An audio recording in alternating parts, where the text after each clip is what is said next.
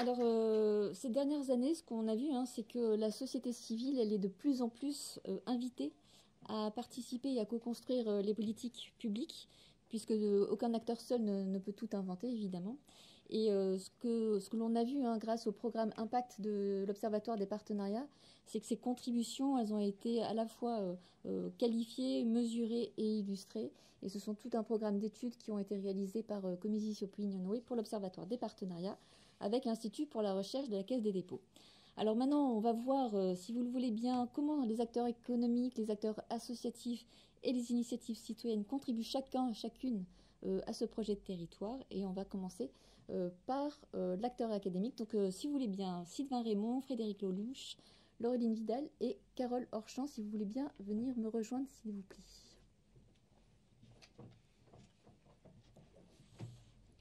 Frédéric Lelouch n'est pas encore... Oui, comme tu veux. Ouais.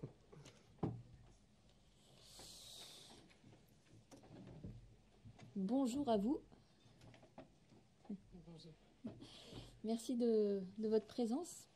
Alors, on se disait, commençons avec l'acteur académique, puisque l'étude Impact entreprises et territoires qui a été réalisée par l'Observatoire des partenariats montre que 57% des entreprises développent des partenariats sociétaux qui associent ou qui concilient économie et intérêt général. Et on voit par rapport à 2015 que c'est 21 points de plus de partenariats qui sont développés. Ces partenariats sont majoritairement des partenariats de proximité, puisque 66% des entreprises développent des pratiques au niveau local, 44% au niveau... Ouais, merci Luc.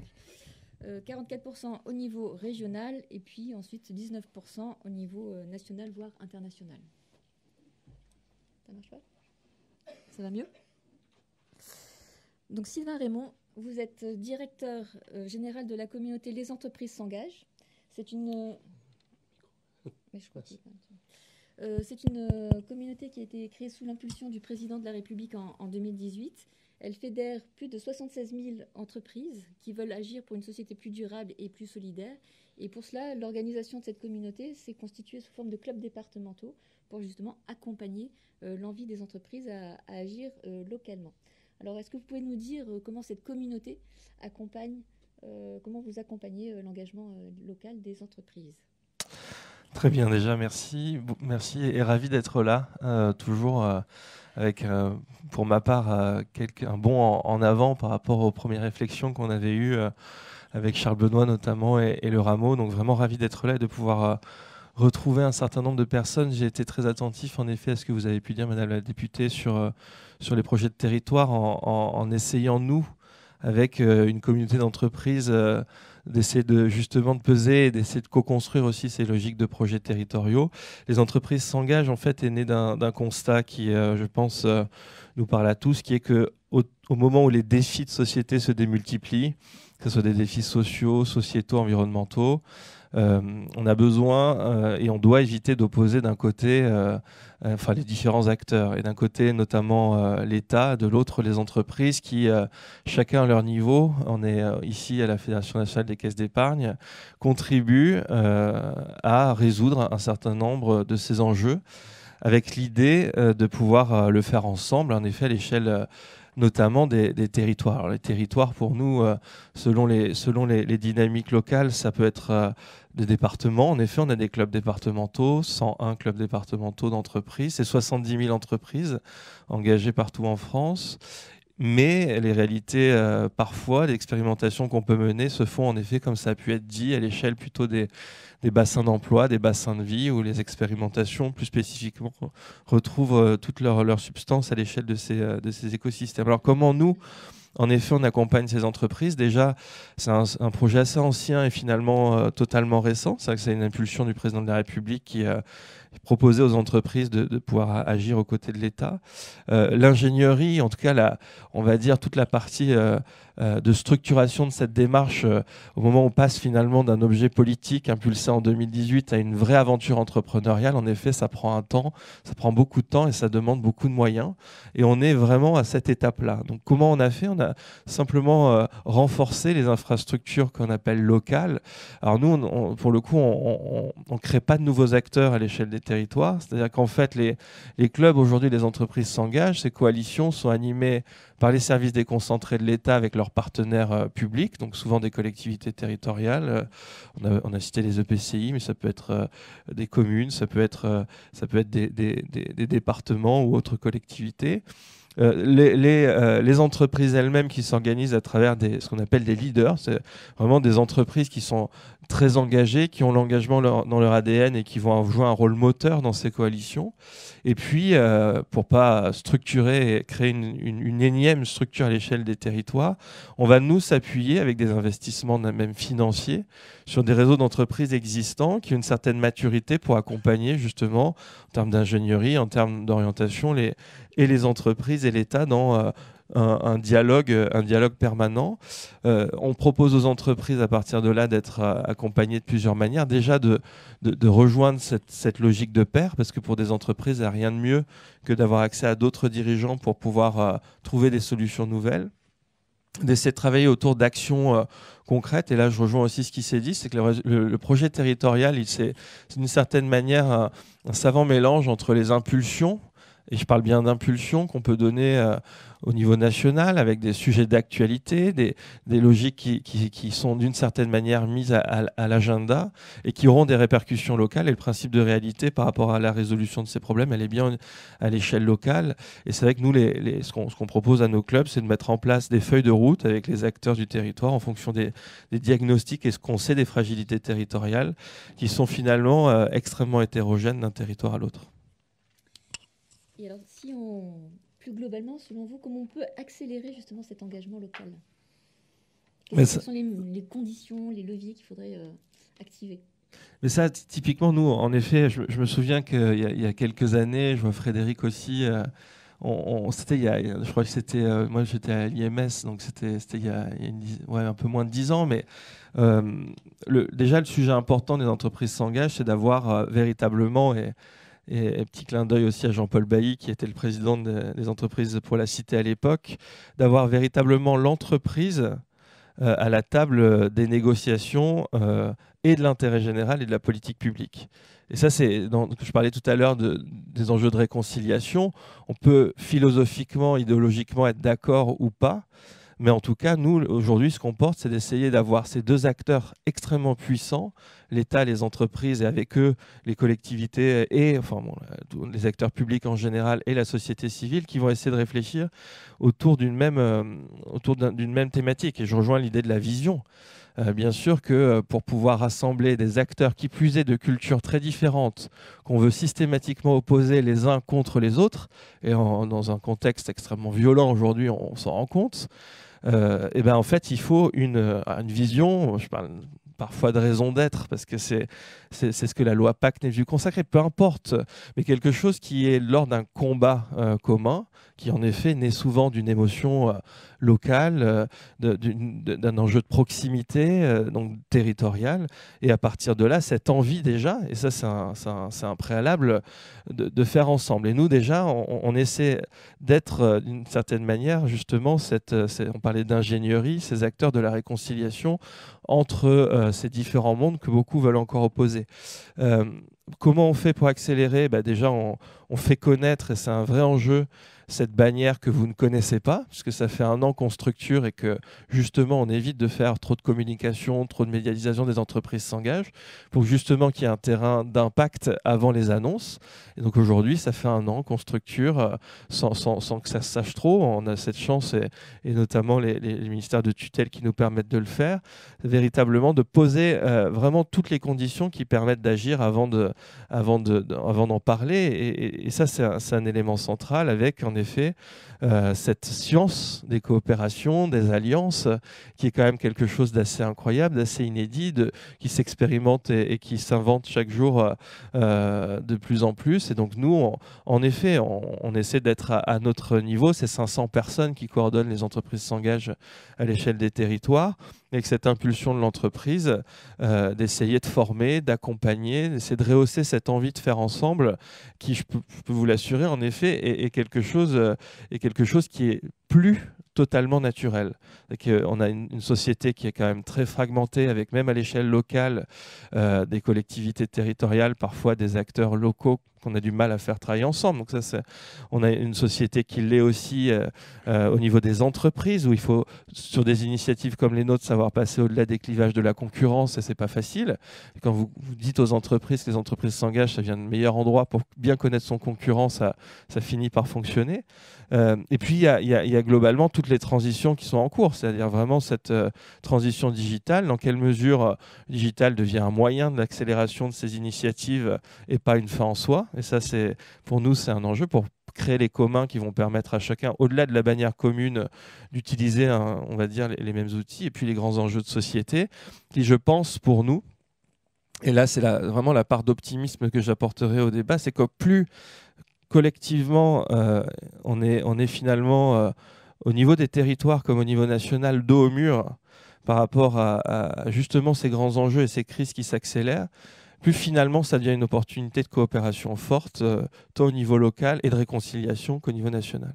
Et donc nous, on est en plein dedans, on essaie, via justement cette bannière commune, via une mutualisation des moyens. On est un groupement d'intérêt public, j'ai même pas dit ça au départ, mais un groupement d'intérêt public, c'est finalement quelque chose qui est autant gouverné par l'État, les entreprises, que la société civile. On a nous aussi un opérateur qui s'appelle Pôle emploi, dans son inspiration France Travail, qui nous permet aussi d'avoir une certaine force de frappe opérationnelle pour aussi transformer les opérateurs publics qui sont à la fois au contact des associations, des bénéficiaires, demandeurs d'emploi et des entreprises. Et donc en fait, finalement, on fait partie, nous, les entreprises s'engagent, d'un grand enjeu de transformation qui consiste à donner justement cette envie de faire ensemble et de rehausser le sentiment de coopération chez chacun. Et d'ailleurs, je pense que je regardais en préparant cette venue, c'est plus de 300 catalyseurs territoriaux qu'on aura intérêt justement à essayer de rapprocher, et les clubs, les entreprises s'engagent de ces catalyseurs. Voilà.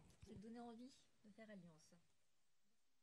Sylvain, on va poursuivre avec un autre acteur qui est stratégique au niveau territorial, ce sont les associations. Les associations des acteurs de proximité qui répondent aux besoins des territoires, notamment auprès des plus fragiles, des acteurs des publics les plus fragiles. Et ce que nous dit l'étude d'impact Associations et territoires de l'Observatoire des partenariats, c'est que les associations développent des partenariats au niveau local, puisque ce sont à 73% des partenariats locaux.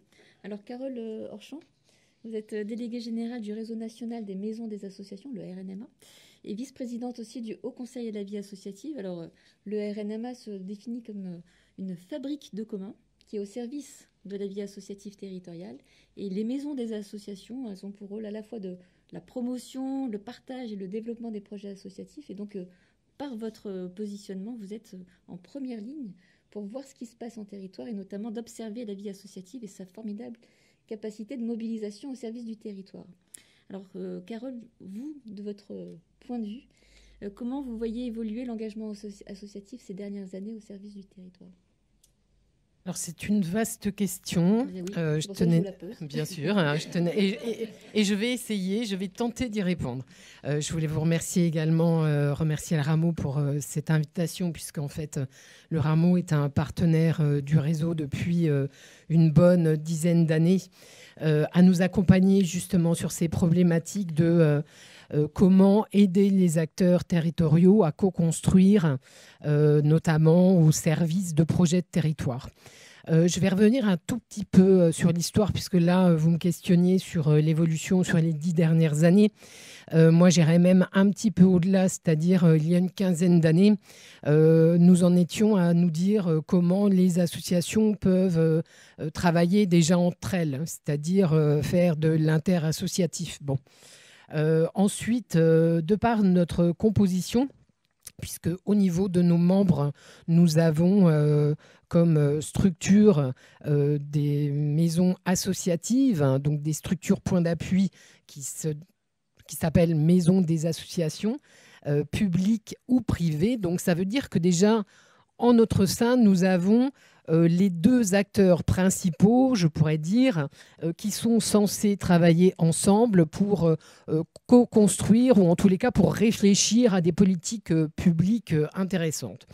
En avançant dans le temps, donc première tentative, faire travailler les associations entre elles, deuxième échelon, faire travailler les associations et les collectivités territoriales, avec quand même des aides aussi portées par le gouvernement, notamment à travers des dispositifs comme la charte des engagements réciproques, qui entre sa version initiale de 2001, puis sa version revue en 2014, qui intègre non seulement l'État, les représentants associatifs à travers le mouvement associatif, intégrait également les collectivités territoriales.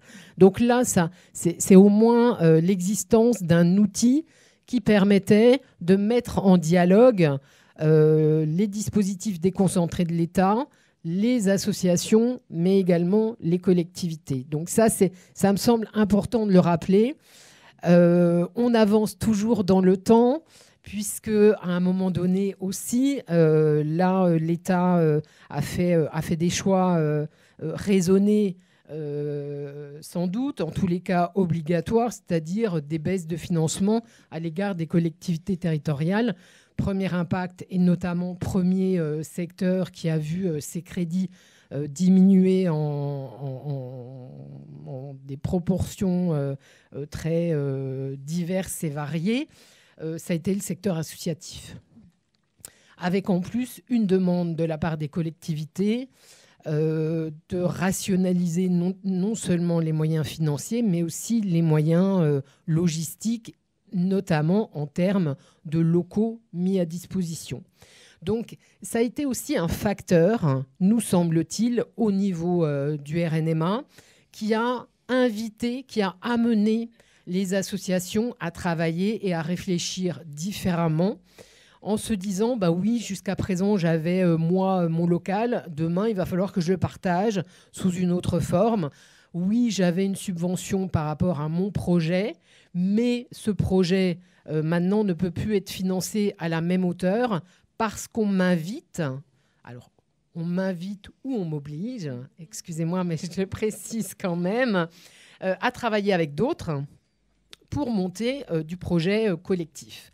Et c'est en ça que, au niveau des points d'appui, alors il y a les maisons des associations, mais je vais citer aussi l'ensemble des structures qui s'appellent maintenant Guidasso. C'est l'ensemble des catalyseurs territoriaux que citait tout à l'heure Élodie. Notre fonction, c'est justement, enfin la fonction de ces catalyseurs, c'est vraiment de travailler avec l'ensemble des acteurs du territoire sur des questions de transition, sur des questions de logement, sur des questions de culture. Et ça, on l'a vu, ça a pris réellement, et je rejoins les propos de M. Raymond, ça prend encore plus vite en situation de crise. Et ça, on l'a vu sur les dernières années, avec notamment l'année de forte chaleur, ne me demandez plus l'année, mais où il y a eu cette fameuse canicule il y a 7 ou 8 ans, où là, il y a eu une forte mobilisation collective de tous les acteurs, entreprises, associations, collectivités territoriales. On l'a vu sur la période du Covid. Nous avons, nous, un recueil, je regarde ma présidente, nous avons un recueil, en fait, d'expériences territoriales qui sont des pépites, hein, parce que, effectivement, ces actions au profit de public ou de territoire, quelle que soit la maille du territoire, hein, quelquefois ça peut être un immeuble, ça peut être une rue, ça peut être un quartier, bien sûr ça peut être une ville, ça peut être une agglo, etc. Mais généralement, plus la maille est petite, plus les acteurs sont en interconnaissance et plus ça match. Et aussi bien sur des territoires ruraux que urbains. Je prends l'exemple, puisque monsieur, vous êtes représentant plutôt du monde de l'entreprise. Je prends l'exemple, par exemple, de Montrevault-sur-Èvre, qui est une toute petite commune qui doit compter peut-être 2000 habitants. Je ne suis même pas sûre. Mais sur cette commune, il y a le siège de la société DIM. Et en fait, ils ont réussi en quelque temps, entre acteurs de la collectivité, acteurs associatifs, citoyens. Laureline Vidal reviendra après sur l'action aussi des citoyens, justement, sur ces transformations sociales. Ils ont réussi à faire quelque chose de fabuleux. Voilà. Donc c'est vraiment, aujourd'hui, il y a vraiment un tournant qui a été soit impulsé, sans doute par, dans certains cas, les collectivités, les acteurs publics, dans d'autres cas, par le secteur associatif. Ça a mis très longtemps pour que cette culture de la co-construction rentre en fait aussi bien dans les esprits, germe et se mette en pratique. Mais il me semble qu'à aujourd'hui, la machine est lancée. Et sans ce nouveau modèle de fonctionnement, nous n'arriverons de toute façon pas, collectivement, à résoudre les défis auxquels nous devons faire face dès aujourd'hui. Nous le voyons bien encore avec les événements qui se sont déroulés il y a quelques jours. Hier soir, et là je mets ma casquette du Haut Conseil à la vie associative, il y a eu une soirée de travail organisée au 101 de Grenelle, au ministère de l'ESS et de la vie associative, pour se dire, et là nous avions aussi une multiplicité d'acteurs autour de la table, du monde de l'entreprise, du monde associatif, du secteur de l'ESS, des collectivités territoriales, pour voir comment on pouvait mettre en place des choses pour résoudre ces questions de mal-être de cette jeunesse qui est en déshérence et en désespérance. Dernier point, et je m'arrêterai là parce que je ne veux pas manger mes 7 minutes, mais j'ai déjà été peut-être un peu trop loin. Il nous semble aussi qu'il y a un acteur très important.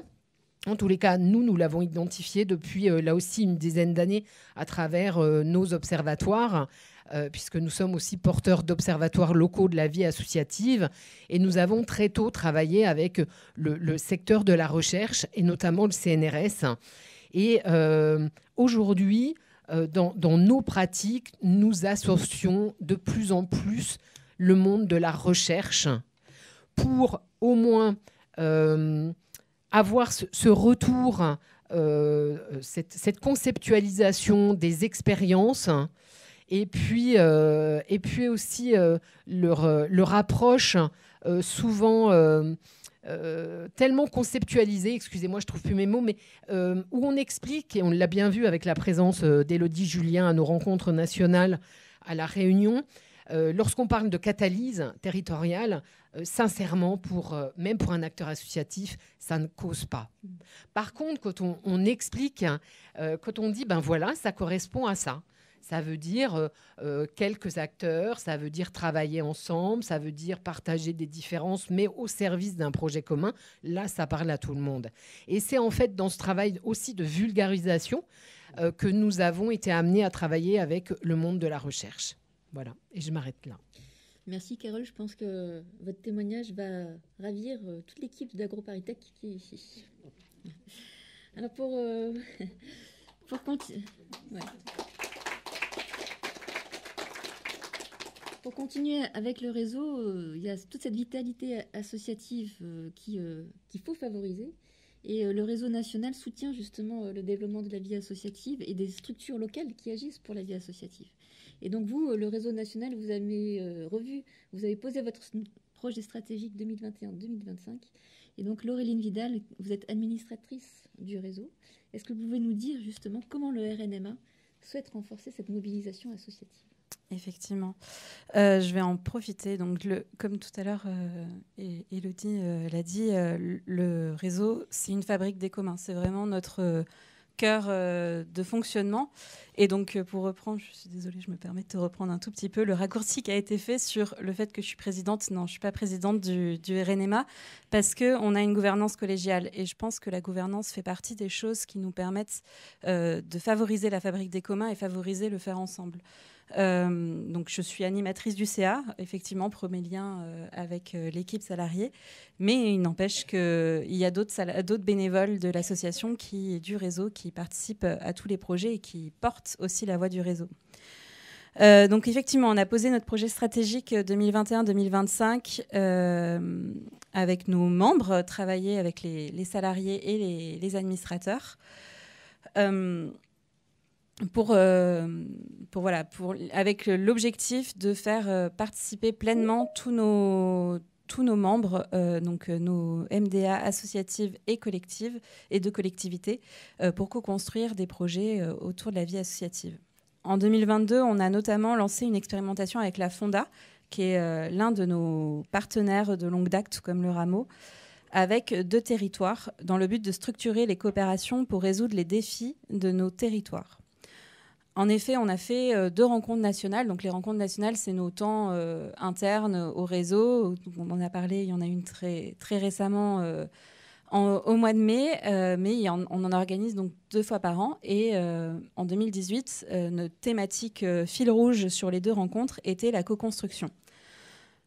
Et on avait envie d'aller plus loin. Parce que parler de co-construction, effectivement, on l'a dit tout à l'heure, c'est des injonctions qui se font un petit peu des fois du côté des collectivités, mais c'est aussi des envies de certaines associations qui sont souvent liées à l'humain, à un bénévole qui est dans 2 associations, qui est bénévole dans une et dans l'autre. Et ben, du coup, il y a un lien qui se crée et il y a une coopération qui peut se faire entre ces 2 associations beaucoup plus facilement.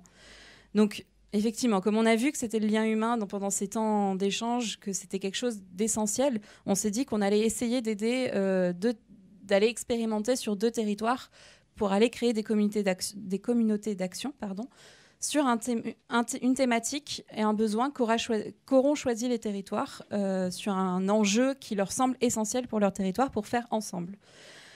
Et donc, dans ce cadre-là, on a lancé un appel à projet, un AMI, un appel à manifestation d'intérêt auprès de nos maisons des associations.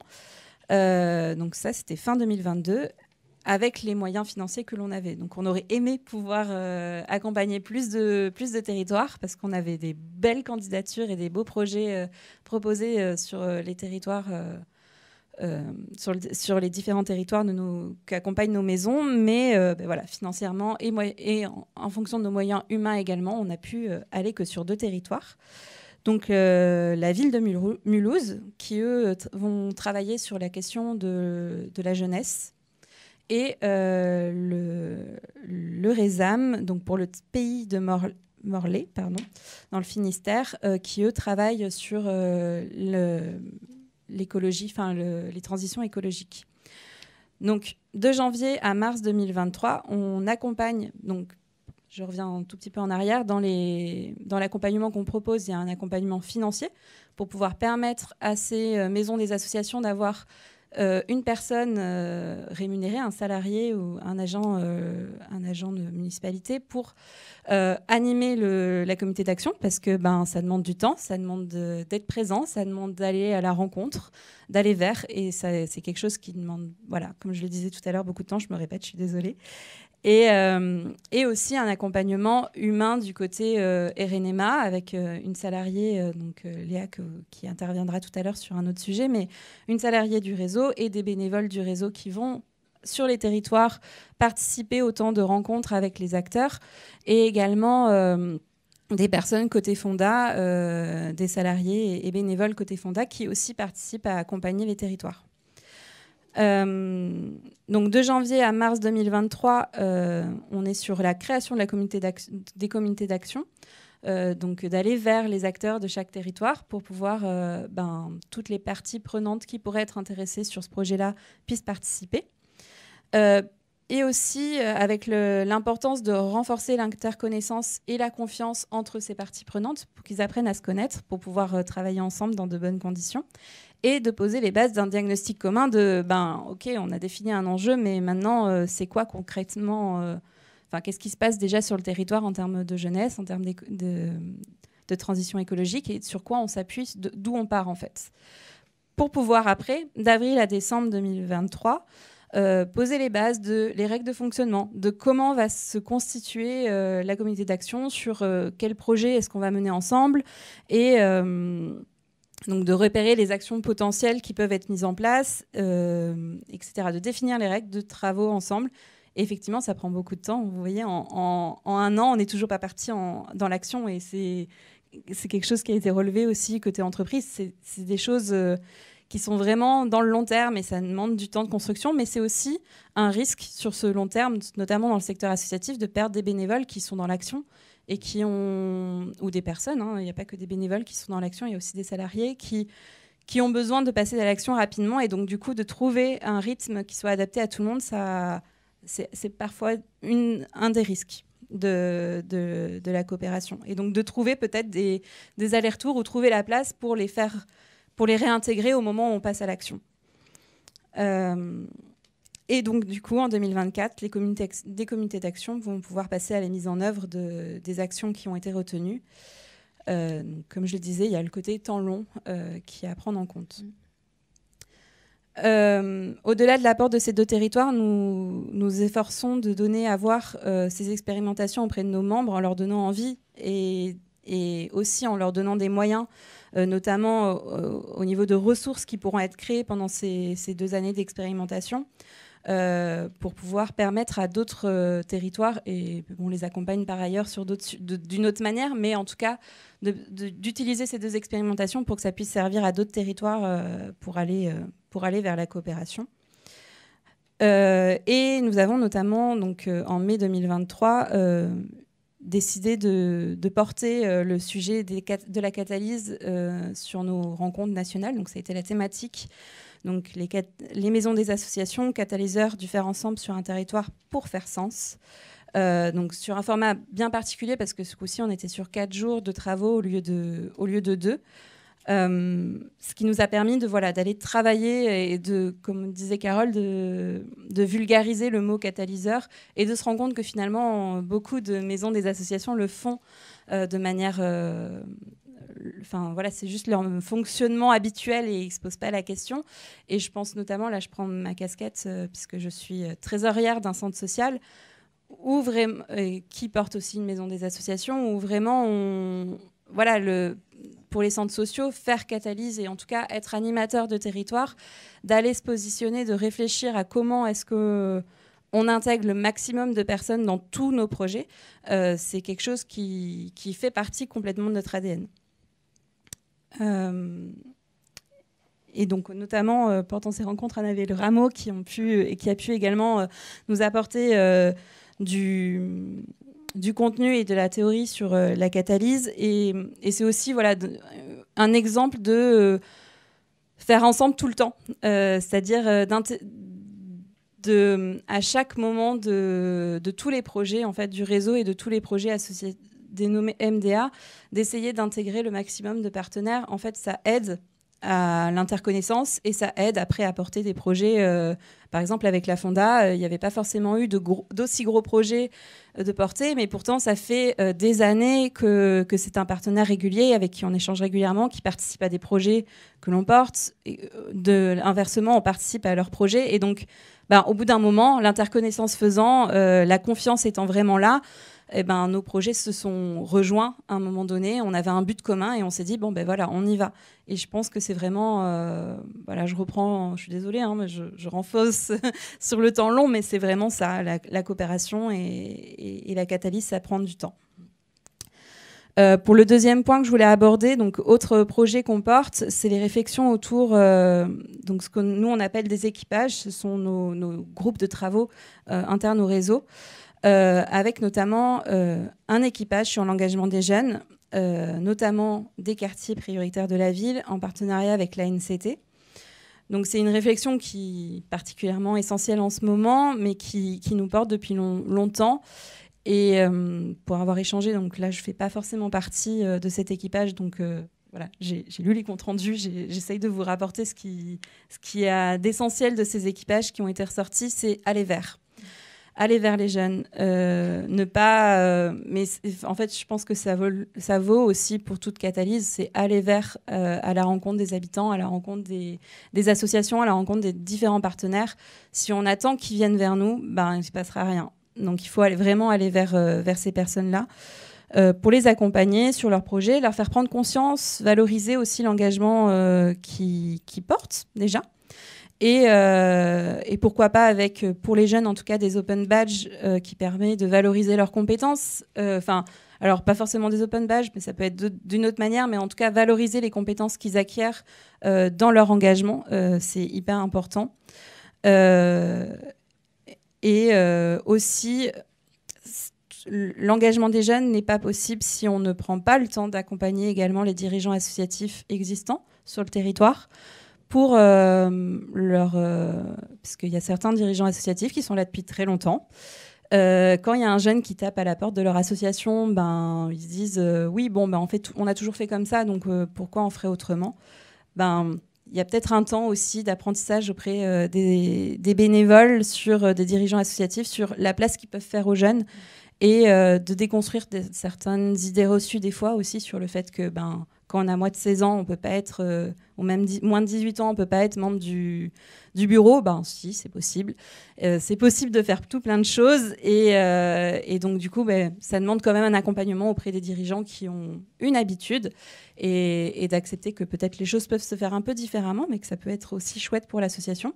Ou inversement, si c'est juste des nouvelles associations qui se créent sur le territoire, portées uniquement par les jeunes, de leur faire la place et leur dire ok, ils arrivent, c'est super chouette, du coup on peut peut-être faire quelque chose ensemble.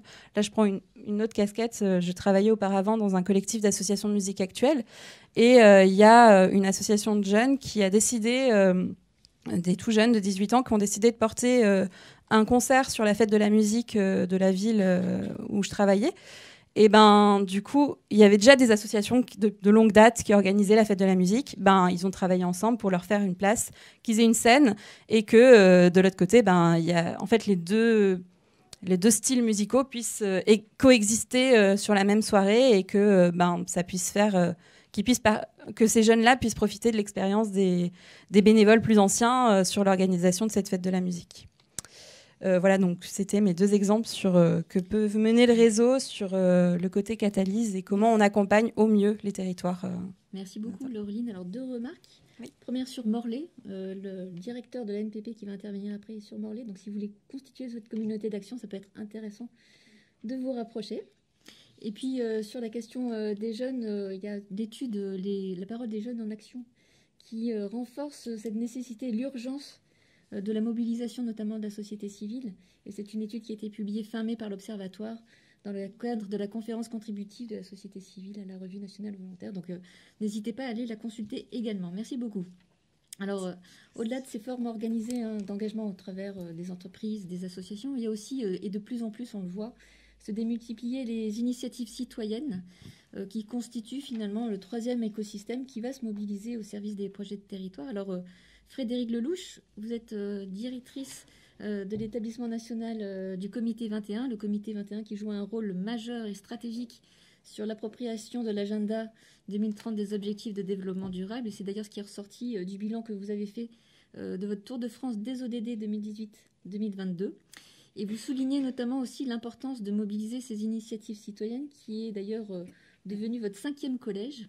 Alors, comment vous voyez, pareil, l'évolution de ces engagements citoyens au service du territoire? Merci beaucoup pour l'invitation et merci aux rameaux partenaires, soutiens, compagnons de route. Alors effectivement, le Comité 21, c'est une association qui s'est créée, je pense que beaucoup d'entre vous connaissent bien, qui s'est créée après le Sommet de la Terre autour de 4 collèges, un collège d'entreprises, de collectivités, d'associations et d'établissements supérieurs de recherche. C'est plus récemment, en fait, dans l'histoire du Comité 21 que c'est greffé ou rajouté, je ne sais pas comment on dit, un collège de citoyens. Et ça a été en fait la suite d'une mobilisation de l'organisation autour de l'idée de la citoyenneté écologique qui avait donné lieu à des forums, à des échanges, des débats et des différents actes de colloques qui ont montré en fait cette nécessité d'une parole citoyenne, de fédérer un engagement de citoyens qui avaient envie de s'exprimer. Alors c'est un collège qui est à la fois totalement inclus dans l'ADN et la composition du comité 21 et atypique parce qu'en fait on a parmi nos membres, donc plus de 400 membres, beaucoup de personnes morales en fait. La particularité du collège citoyen, c'est d'être des individus avec différents facteurs de motivation qui ont envie de travailler dans une organisation multi-acteurs. Donc la question de leur place, elle est en fait un équilibre à trouver en permanence. Il y a à la fois de la part des citoyens une attente à contribuer aux travaux généraux et le comité 21 a ce projet-là en fait de faire dialoguer des acteurs qui ne se rencontreraient pas forcément autour de thématiques partagées. Et puis, en fait, on voit aussi, et de plus en plus, des citoyens qui ont envie d'activités en propre, d'une parole en propre et une sorte de tribune avec des outils qui leur seraient propres au sein du réseau. Donc, c'est cette tension cet équilibre à trouver dans nos activités. Alors, les citoyens ont toute leur place dans les travaux et sont des contributeurs très riches parce que, du coup, avec... il y a un regard qui nous permet de nous ancrer en fait dans une forme de concret quand on a parfois des logiques d'organisation qui nous éloignent un peu du terrain. Donc c'est le cas.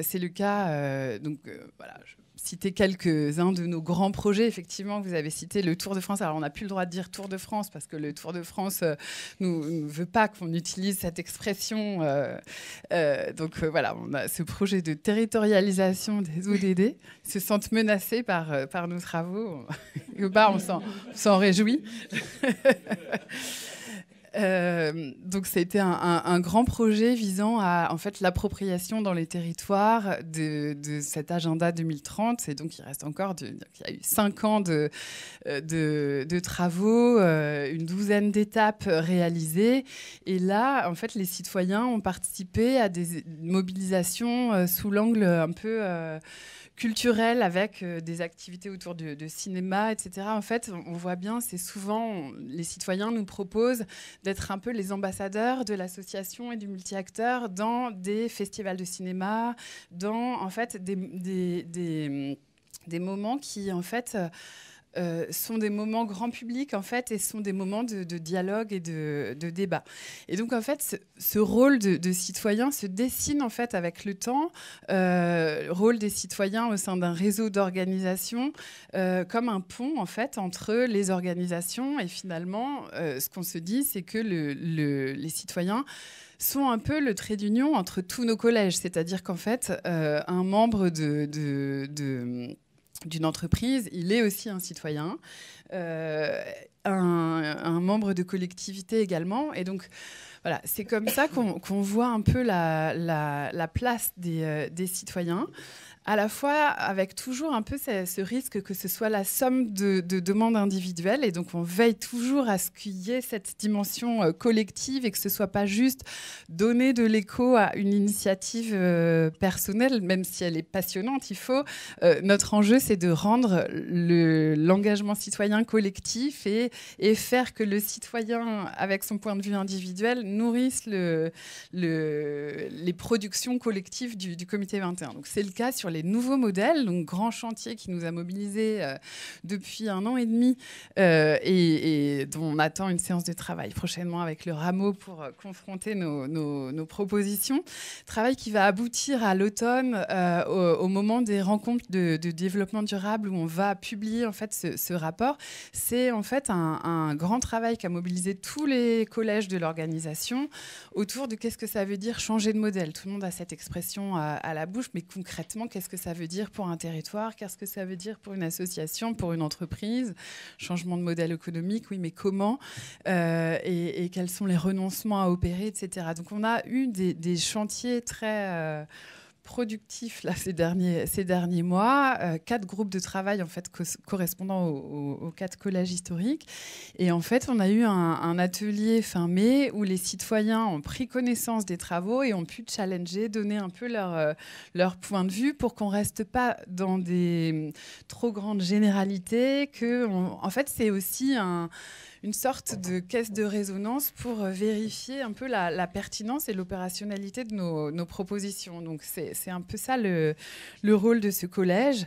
On a bien sûr qui se prolonge des travaux sur la citoyenneté écologique. C'est un peu depuis 5 ans, c'est un sujet qu'on cherche à continuer d'investir et qui en fait se traduit par des ateliers et aussi des universités de la citoyenneté écologique qui se sont tenues là depuis 2 ans à Ancenis, parce qu'on est aussi très actifs dans l'Ouest avec notre établissement Grand Ouest.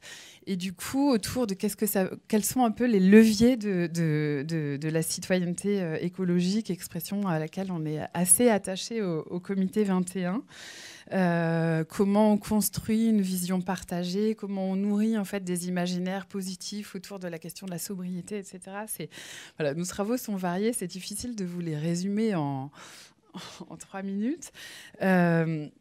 Peut-être vous dire aussi des chantiers qu'on va investir autour de la notion de territoire durable. Ma collègue Laurine est dans la salle et va animer ces travaux-là prochainement, avec un rôle particulier pour les citoyens. Ce sera aussi l'occasion de donner de l'écho à un projet qu'ont les citoyens de notre organisation autour de la responsabilité sociétale, avec le projet de faire une charte de l'engagement sociétal du citoyen. On a aussi un chantier qui est nouveau autour de écologie et travail, c'est-à-dire qu'en fait, le citoyen est également un salarié, un agent. Quels sont ses leviers au travail? C'est un sujet que j'ai aussi travaillé dans mes précédentes fonctions. Est-ce que le comité de parties prenantes est un levier? Est-ce que le comité de mission en est un autre? Et comment le CSE, avec les nouvelles prérogatives environnementales du fait de la loi climat et résilience, peut être utilisé? À quelles conditions? Qu'est-ce qu'on peut en attendre, etc. Donc, voilà. Et comment cohabitent les formes traditionnelles d'engagement avec les nouvelles formes de mobilisation telles que les collectifs ou des nouvelles formes d'organisation, comme peut être le Printemps écologique, nouvelle organisation qui s'est créée il y a peu. Plein de questions. On ne prétend pas du tout avoir épuisé ces sujets-là, mais on va continuer à travailler avec beaucoup de mots qui résonnent, que vous avez employés autour de la co-construction, du multi-acteur, essayer de faire ensemble. Je peux pas m'empêcher de terminer aussi, et ma voisine en a parlé. Tout ça nous invite aussi beaucoup à nous questionner dans nos ateliers, dans nos réflexions. On essaye de donner de la visibilité aux leviers de la participation, à réfléchir à comment faire en sorte que chaque citoyen puisse en fait contribuer à comment il peut être consulté, comment il peut être associé aux décisions qu'il concerne. Évidemment, les événements des derniers jours nous questionnent énormément. Ce sentiment d'être pas écouté sans du tout légitimer le recours à la violence, bien entendu. Mais voilà, on est au sein d'une organisation qui s'appelle le Pacte du pouvoir de vivre et qui s'interroge beaucoup en fait sur les politiques à mettre en place et les réponses qui ne doivent pas être simplement des mesures sécuritaires choc, mais bien engager une véritable politique de cohésion sociale, ambitieuse, globale, cohérente, qui mêle à la fois accès aux services publics, à l'éducation, au transport, au logement, et qui en fait intègre vraiment la nécessité de relier les citoyens à leurs institutions. C'est vraiment en fait, voilà, les instruments sont là, ils sont très nombreux.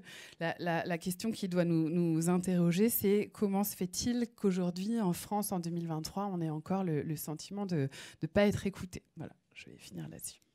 Merci beaucoup Frédéric. Et merci à chacun de vous pour avoir illustré comment la société se mobilise, la société civile se mobilise au service du territoire. On a vu une diversité de formes d'engagement et merci pour vos illustrations et vos témoignages qui montrent bien que c'est une réalité à l'œuvre et qui compte bien se développer. Merci à vous.